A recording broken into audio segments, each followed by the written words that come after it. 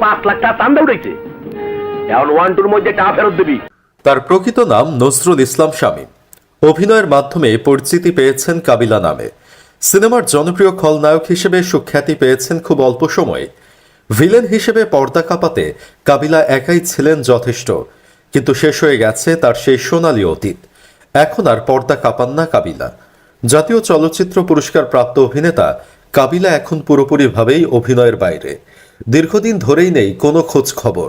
কোথায় কেমন আছেন, কিভাবে কাটছে তার দিনকাল, কি হয়েছে তার গলায়, কেন কথা বলতে পারেন না, এসব কিছুই আপনারা জানতে পারবেন। ভিডিওটি শুরু করার আগে বন্ধুরা, আশা করছি ভিডিওটিতে একটি লাইক দিয়ে শুরু থেকে শেষ পর্যন্ত দেখবেন। তো চলুন শুরু করি। কাবিলা একসময় ছিলেন ফুটবলার। বিভিন্ন ক্লাবের হয়ে 80-র দশকে প্রথম বিভাগে ফুটবল খেলেছেন। তিনি ছিলেন ডিফেন্ডার। বল নিয়ে তার সামনে এলে অনেক ফুটবলারই ঘাবড়ে যেতেন। ফুটবল ছেড়ে হঠাৎ করেই চলচ্চিত্রে পা রাখেন। শামীম থেকে তার নাম হয়ে যায় কাবিলা। 1988 সালে যন্ত্রণা চলচ্চিত্রের মাধ্যমে তিনি তার অভিনয় জীবন শুরু করেন। প্রথম দিকে তিনি নেতিবাচক চরিত্র অভিনয় করে জনপ্রিয়তা অর্জন করলেও পরবর্তীকালে কৌতুক অভিনেতা হিসেবে আরও বেশি জনপ্রিয় হয়ে ওঠেন।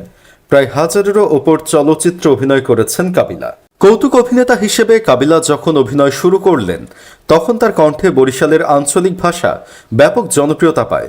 পর্দায় তার চাল চলন, পোশাক, অভিনয় দেখে দর্শক হাসিতে লুটিয়ে পড়েন। নির্মাতাদের কাছে তিনি হয়ে ওঠেন অনিবার্য এক প্রতিভা। হঠাৎ করেই তার কণ্ঠের পতন। কণ্ঠনালীতে ভয়াবহ অসুখ দেখা দেয়। কণ্ঠের জাদুতে সবাইকে মাত করে রাখা এই অভিনেতার হঠাৎই কণ্ঠ চলে যায়। কাবিলা শুধু কণ্ঠের সমস্যায় পড়েননি, তিনি আক্রান্ত হয়েছেন ক্যান্সার রোগেও। তবে মুক্ত হয়েছেন ক্যান্সার রোগ থেকে আপাতত নেই কোনো শঙ্কা। 3 বছর আগে গলায় অস্ত্রোপচার করা হয়েছে। কিছুটা সুস্থ হলেও এখন আর স্বভাবসুলভ স্বরে কথা বলতে পারেন না কাবিলা। সিনেমায় আগের মতো কাজ করেন না। বেছে বেছে পছন্দ হলে টুকটাক অভিনয় করার চেষ্টা করেন। সেক্ষেত্রে তার সংলাপ ডাবিং করা হয়। এই মুহূর্তে সময় কাটছে তার গ্রামের বাড়ি বরিশালে। এক সাক্ষাৎকারে কাবিলা বলেন, প্রায় 4 বছর হয়েছে আমি বরিশালে এসেছি। আগে ঢাকাতেই ছিলাম।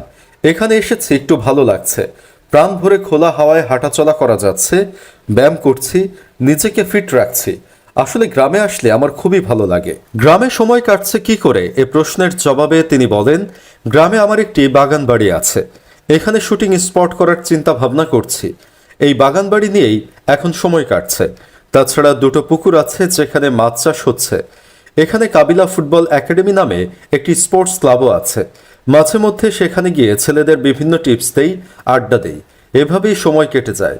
নিজের সিনেমার ব্যস্ততা প্রসঙ্গে মজার মানুষ কাবিলা বলেন, শেষ শুটিং করেছিলাম দেবাশিস বিশ্বাস পরিচালিত শ্বশুরবাড়ি জিন্দাবাদ 2 ছবির জন্য।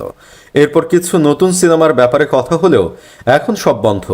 অবস্থা পরিবর্তন হলে কিছু কাজ করব।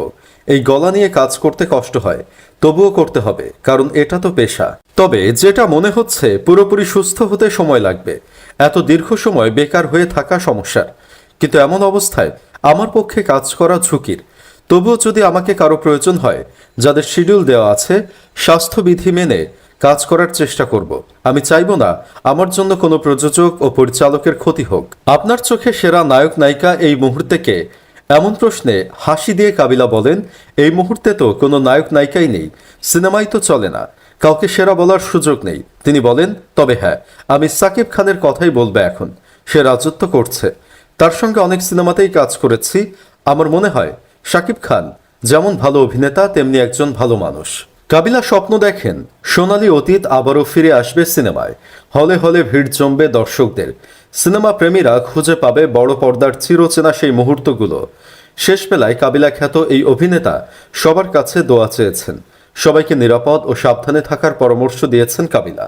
আমরাও দোয়া করি, যেখানেই থাকুক সুস্থ থাকুক প্রিয় অভিনেতা কাবিলা, ফিরে আসুক আবারও কণ্ঠের জাদুতে। তো বন্ধুরা, কাবিলার অভিনয় আপনাদের কেমন লাগে কমেন্ট করে জানিয়ে দিন। ভিডিও ভালো লাগলে শেয়ার করুন এবং চ্যানেলে নতুন হয়ে থাকলে সাবস্ক্রাইব করে ক্লিক করুন বেল আইকনে। ধন্যবাদ। 어젯밤과 함께 떠나갔던 안개는 나를 전혀 바라보지 않잖아. 우리 둘 사이 관계는 깊지 않아, 관계는 깊지 않아 보이는 거 알잖아.